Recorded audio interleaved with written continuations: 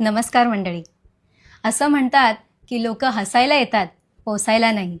पण ह्यावेळी जेव्हा आम्ही संकटात पडलो तेव्हा बरीच आपली माणसं आमच्या मदतीला धावून आली. आणि आज हा व्हिडिओ खास त्यांच्यासाठी.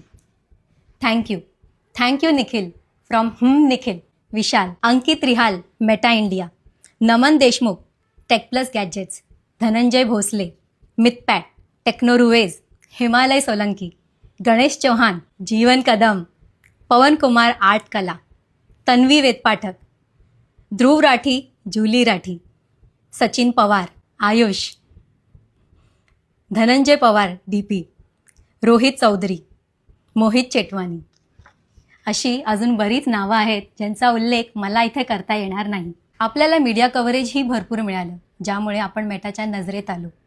तुम्ही बटरफ्लाय इफेक्टविषयी ऐकलं असेलच. जगाच्या एखाद्या कोण्यात एक फुलपाखरू पंख फडफडवते आणि दुसऱ्या कोण्यात वादळ निर्माण होते. हे वादळ निर्माण करण्याची भूमिका सिद्धी शिंदे हिने बजावली आणि मग बघता बघता प्रत्येक बातमीत आपण झळकू लागलो.